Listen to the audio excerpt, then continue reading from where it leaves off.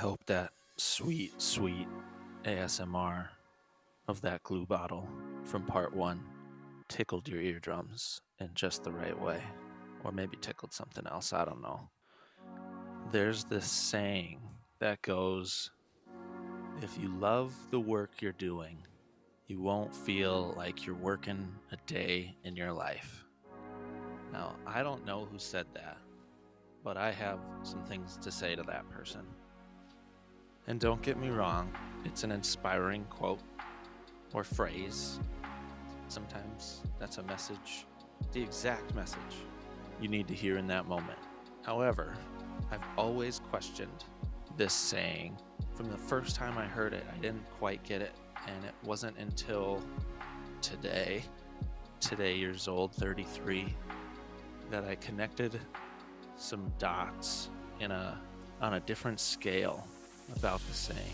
From a psychological or philosophical perspective, I've always found it curious that we're using this inspiring quote, but fundamentally it's about avoiding something. And specifically, we're trying to work less. But the basis of figuring out how to work less is to figure out work that doesn't feel like work. And so my brain just never liked it. And how do I resolve this? Because it's a shade of what I want in my life, certainly. But there's always been something about it that just didn't feel right. But it's a positive direction from where I observe myself and those around me to feel like we need to be headed. And in large degree, I agree with that. And I think that's good. But how do I resolve the part of that doesn't make sense to me? And then I wonder, because of experiences I've had, patterns I've recognized before I knew I was recognizing patterns and after, before I had tools like therapy, actual community, which looks different to everybody, by the way, spiritual tools like setting intentions and recognizing how I fell off the path from needing it while holding myself with grace. Because more than likely, there's a real valid thing that knocked me off my path. Spiritual tools like believing everybody is truly just doing their best, and it's inside of some nature-nurture combination.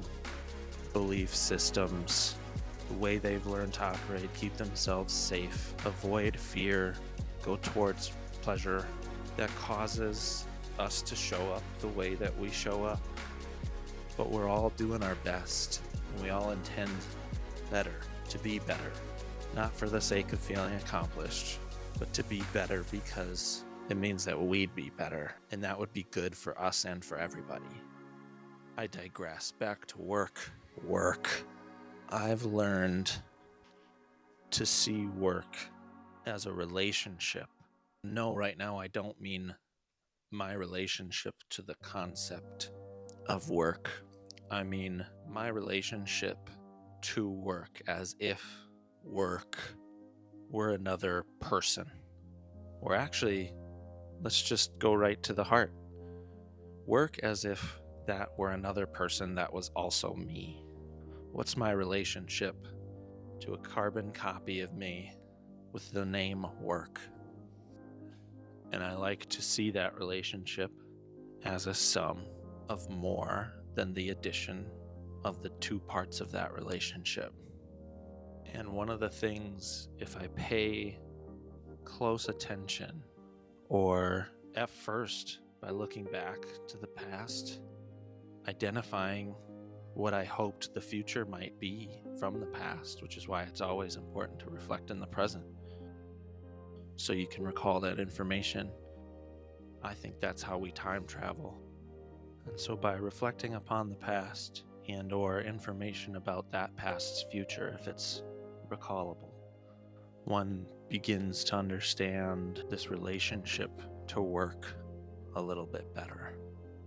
And one thing that's always true, provided that, there's one giant caveat, is that your intentions are good however you believe them to actually be good. That if you do work, if you're there for work in this relationship type way, work is going to be there for you. And what does that mean? And I can't really answer that question, but what I can say and observe and verify is that if I have good intentions and I try to let go of defining how to be there for work and be there for work as this other part of the relationship that I'm trying to do right by. Work is there for me when I need it. And what do I mean when I say I need it? Usually when I need work to be there for me, it's when I'm going through something difficult. I'm not getting the support that I need in whatever context. If I understand that's nobody's fault sometimes, especially it seems to be the pattern in the times that I find difficult for myself and when I need work to be there for me, is when I'm limited in my ability to either express what I need accurately or have tried so much and failed that I've gone completely internally. Work shows up for me. And again, if I try hard to let go of defining how it's showing up for me and trusting that it's observed and knows me, that it's showing up the way that I need, and just be with that and follow through on any actions that inspires. I know when I do that, the whole world starts shifting. My understanding of reality changes because I'm in the deep, deep present. And so work is really important, and I don't think we should avoid it. I think we should be in relationship with it. And furthermore, if I were to make a saying and try to resolve, it doesn't feel like work if you love what you do dilemma, I would actually try to come up with a new perspective on what life is, and it's everything I defined as work is inside of this. It fits inside of it nicely, I think. The goal and the focal point isn't work. It's something that we all want and we need. And basically, what life is, it's made up of two things. And maybe somebody said this before. I'm sure I'm not the first. Life is about rest, and then there's the rest. And that's it.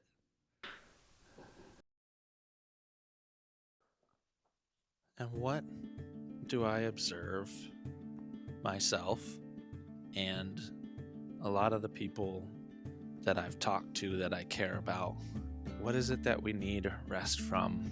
And I ask myself this a lot because I find myself very unable at times, and other times it's very, very difficult to achieve a state of rest that's guilt-free or actually feels like rest. And there's a lot of reasons why it's like that. I think it's each individual's responsibility to understand that better. However, I can talk a little bit about what rest has looked like for me. I don't imagine that will be the same for other people, but I do believe that there's a certain power in somebody talking about their struggle with self-awareness and information about who they are as a person and how they discovered what works even just a little bit better for them. There's power in a story like that that allows a listener freedom to reflect on things that need to be reflected upon guilt-free. And the degree of that freedom from guilt often looks like the degree of self-admittance of one's own role and one's role that is influenced by others in one's own suffering, and discerning how we learned that we were just a little mixed up, and that being mixed up caused some suffering that we got curious enough about to get to a point where we could at least witness or acknowledge or admit and accept our own being mixed up, regardless of why. The degree to which we can authentically tell that story, I believe, has some correlation with the degree to which a listener can start to give themselves a little grace. And what a beautiful idea, and why I believe that it's true that the best thing I can do for myself and those around me is to actually make my inner world at least as important as the external one. Make it matter at least as much. And things start getting really exciting when you can make it matter even more. And understand that the external world is the thing that we all have in common. And it's the bridge and how we connect to where the value of our inner worlds can start to affect others' inner and external worlds. And that's where abundance lies.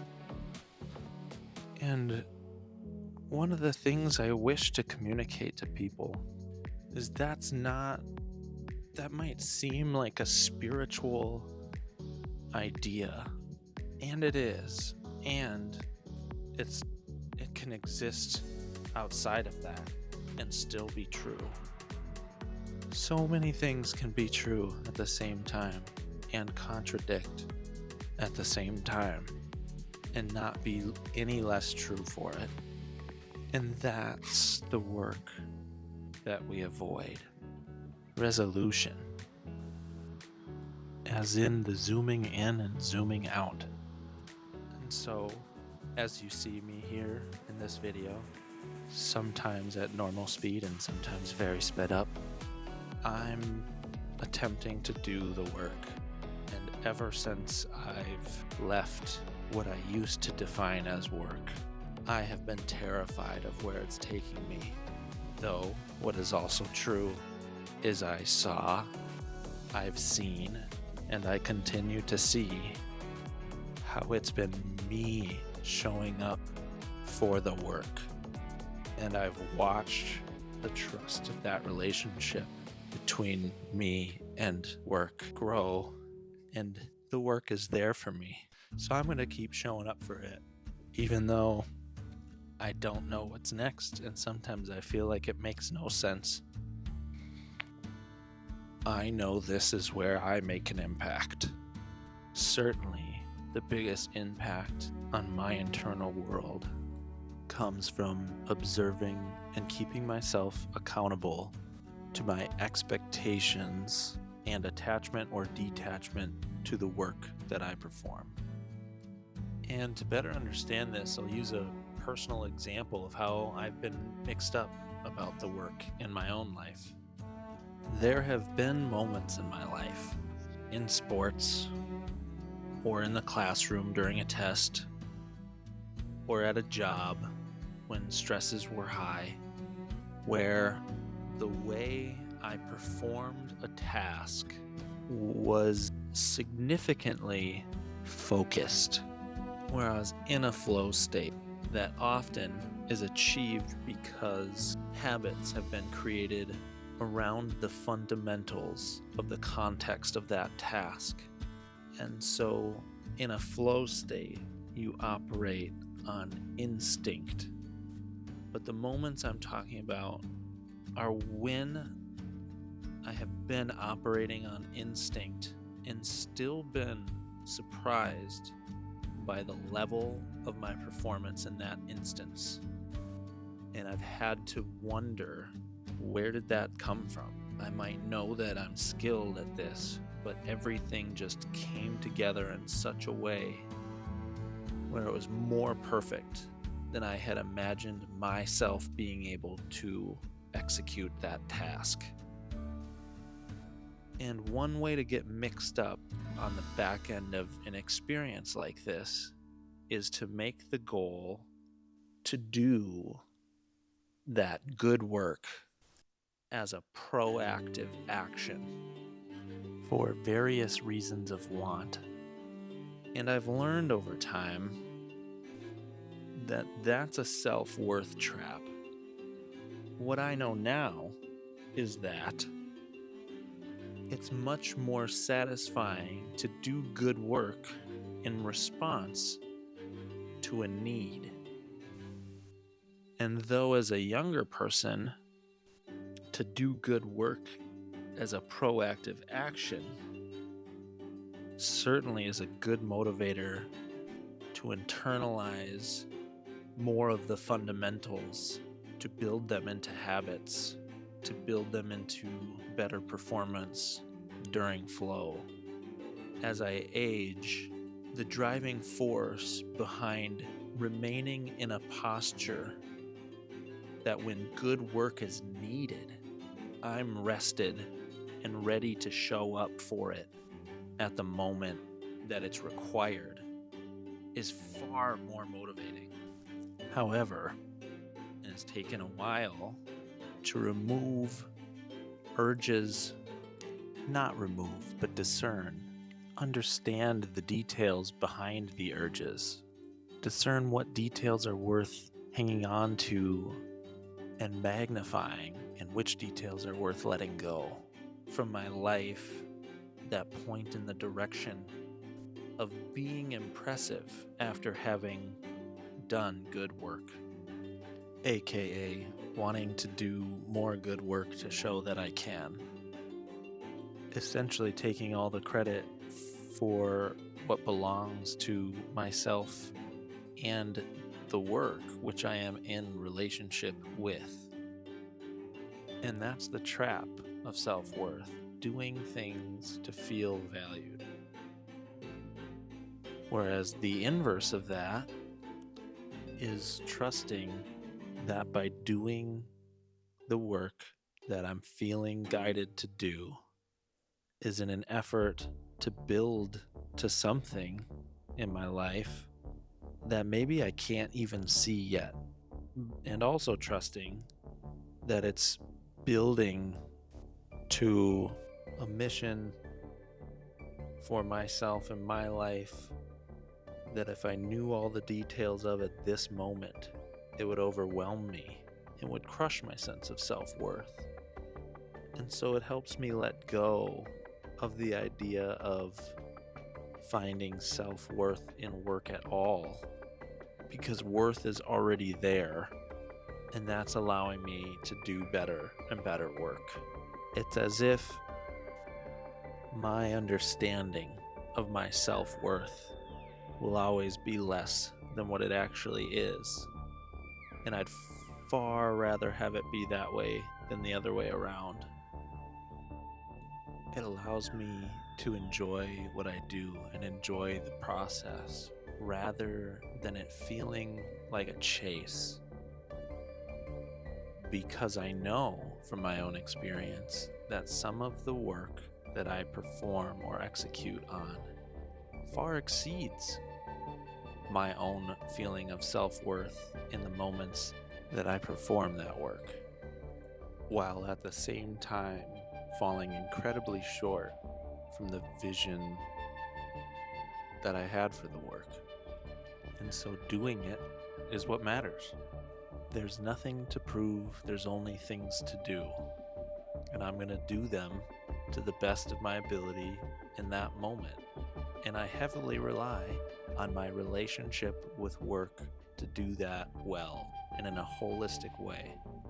I show up for it, and it shows up for me exactly when I need it to. And so now I've said the same thing in a few different ways, and I hope you're considering and thinking about your own relationship with work. What is your relationship with work? Does it satisfy you? Does it fulfill you?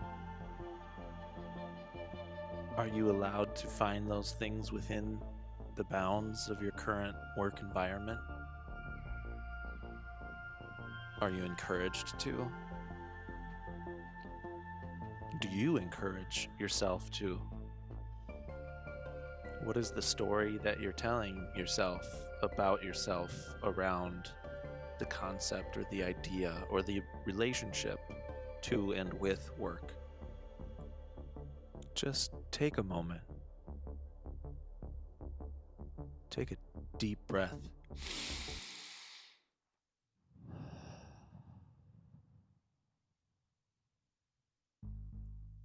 Do any emotions or feelings come up when you ask yourself these questions?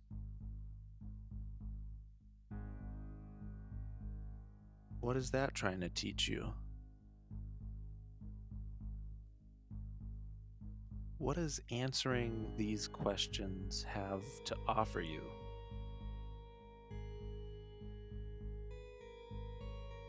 And now that I've talked enough about work, I've hinted at asking and answering, what do I think we all need rest from? And now I'm going to dive into that a little bit. And since I haven't said it explicitly, I want to now. The way I'm trying to define work is rest, or at the very least, doing the work the way I'm defining it, which isn't the physical labor in this video that you're watching. It's what's going on internally and trying to understand that better. That's the kind of work that creates more space for the rest that I'm talking about. And I think often about what we need rest from. And I think it's from the way most of us are taught to or do define work, as in labor and creating value. And I wonder if value is a thing to be shared, not created. Or going about work in ways that make sense. Logical sense, that is. For me, when I was working a 9-to-5 job and getting burnt out and trying to make a positive difference in the environment that I was a part of, but always being shut down because the ideas and perspectives that I brought to the table mostly required a more holistic perspective on things and created opportunities to look at things in a light that weren't easy to accept. Change needed to be made, namely in a fashion of holding ourselves accountable to the results that we claim we're making, not only for our customers, but for the employees that worked for the customers. The thing that ultimately burnt me out was the need to compartmentalize, to understand that everybody's not ready for that type of change. In part 1, I mentioned a universal language that we all speak our own dialect and can't agree upon how to define it universally. Nurture versus nature, and how our reference point is the nurture side because the external reality is what we all have in common. Operating in that way all of the time and repressing nature's side, because repression is what the nurture side teaches. And so compartmentalization is necessary to be understood. And being understood is an important part of a shared work environment. Otherwise, there's no way to move forward in a cohesive direction. But if the direction too gets compartmentalized, so does the individual trying to impart impact on the direction. And the most surefire way to burn somebody out, like myself, was the requirement to prove the things that I wanted to try were going to be successful before trying them, which in turn was compartmentalizing myself to show up in ways that the existing system allowed for because it wanted to guarantee certain results. Results that were also compartmentalized and not fully transparent. And if reflected upon from a behavioral standpoint, this system was built on control over, not control with, which explains all of the burnout. So the rest that I needed was from compartmentalization. And let me say this in a different way too, because compartmentalization, I believe, is the opposite of the work that I've been talking about this entire video. Compartmentalization becomes about control when we pretend that the thing inside of the compartment that we're currently dealing with doesn't affect and isn't affected by everything outside of that compartment. From a materialistic standpoint, we can control variables and whatnot to learn about cause and effect, surely. And the concept of that compartmentalization is to observe which things have which causes and which effects, which is good. But when the goal of understanding cause and effect becomes about manipulation and not influence, which is another topic of discernment that I find very important, that's when it becomes about control. So I think it's very important to understand that even internally, when we compartmentalize, the things in that compartment are affected by and affect everything outside of that compartment, and vice versa. And a metaphor to try to make this more clear is that of a junk drawer. If we look at our entire internal existence as maybe a house or a room, a place for the purpose of storing everything you know and experience, without exception.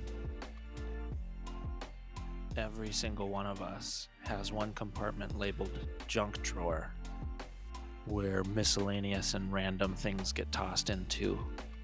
Whether that's because it doesn't fit our own confirmation bias, or doesn't fit a pattern, or quite frankly, we just don't know what to do with that information or experience.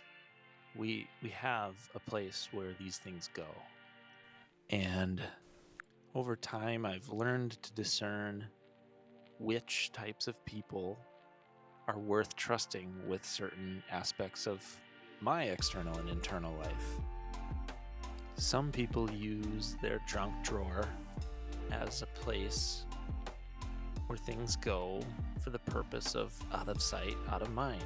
And that's appropriate at certain times. But people who let their junk drawer exist that way perpetually, I find hard to trust. At least when they don't acknowledge that the things in that drawer do affect the other places where information and experiences are stored. Some people's junk drawer is super, super organized, and they have no idea what's in their junk drawer, but it sure looks nice. These people I also find hard to trust.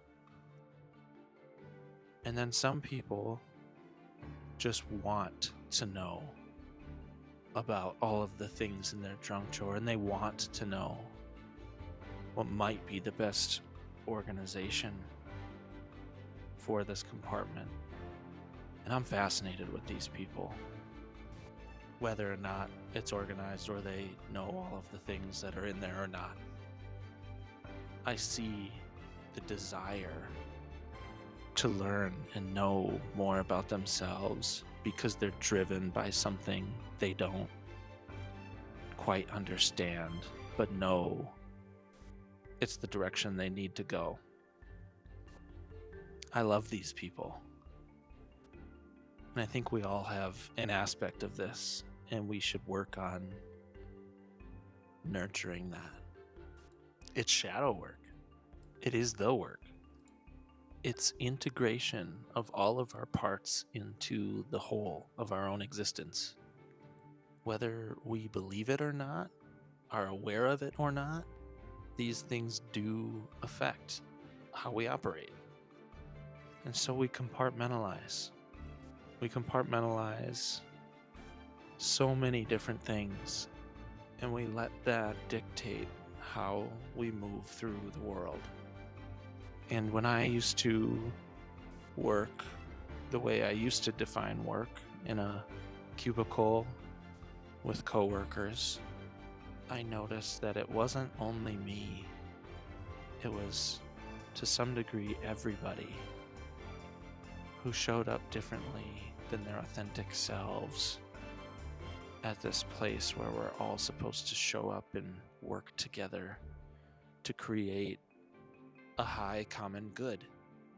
At least I believe that's still the intention of most workplaces. And found that I am a person with a nervous system, quite frankly, too sensitive to deal with that type of compartmentalization. I spent more time worrying about how to show up inside of my integrity while being hypersensitive to the fact that if my inner world were to be integrated into other people's viewpoints, how much more smoothly things would go. And wanting to control that is ego. Where exists an environment where that's taken up wantingly? That would be rest. So I personally needed rest from compartmentalization. Where can I exist as my full self and feel belonging?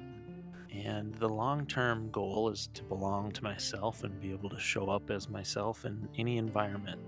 And that's easy to say, but when you're in places of not feeling like you belong, it doesn't make sense when somebody says something like that. There's no way to know how to navigate to that place. And so I've been letting my nature side guide me. And in ways I couldn't predict, that has made my life a lot more difficult. And to the same degree, it has increased the efficacy of rest and decreased the amount that I get drained during stressful tasks. And I wouldn't trade that for anything, because even though my life is more difficult, it's the type of difficult that comes with rewards and understanding and growth and self-development. It is self-development. But it's more than just a left brain, logical, understanding myself kind of development. It's alignment. It's connecting things like why I'm here, how I'm here, and what I'm doing while I'm here, and trying to understand how everything's connected, and that being in connection, like I said earlier, using the external world as our bridge, as our common ground to connect the inherent value of our internal worlds with each other that causes abundance in the external and internal realities. And I'd really like to define what abundance is, but yet I think that's another definition or thing that people can talk about that doesn't really make sense unless you've experienced it. And so rather than define what that is, I'm going to talk about what's on the opposite side, and that's scarcity. And so scarcity mindset is looking at what's available to us as if it's in limited supply, which in some cases, rationally it is, and that if some get more, we get less. And that generates a lot of fear-based decisions.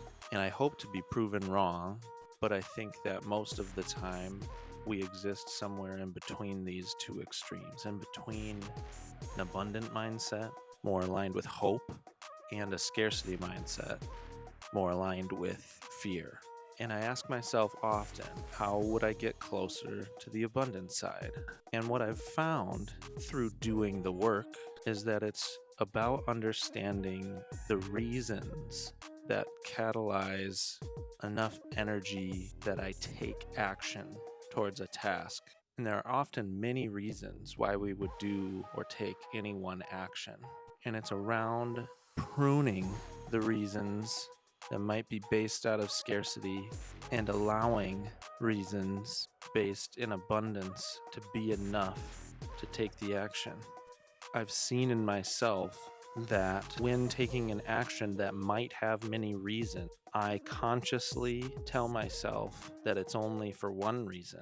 And sometimes that's in an effort to make myself feel good, as if that's the only reason I'm doing a thing, so that the scarce reasons aren't actually motivating me.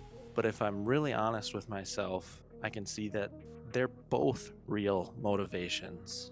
A huge step is understanding and acknowledging that there exist these less noble reasons for taking actions, and evaluating them, and focusing more attention and intention on the abundant reasons, and retraining our confirmation bias around these reasons, not the scarcity reasons. But it's also important to understand that our confirmation bias is working overdrive towards an internalized nurture behavior if we're not self-aware. And increasing self-awareness starts with sitting with uncomfortable ideas that are part of your internal reality. And I find that I'm better able to do that when I am rested. And so I'm going to end this video with this statement. I believe there is a type of work that we can tap into continuously, akin to the type of work that breathing is. An energy exchange for the purpose of sustaining life. I do not mean work for making a living. I mean work that sustains life, like how the breath sustains life. And I promise you, it wants an intimate relationship with you, and it cares for you. How do you care for it?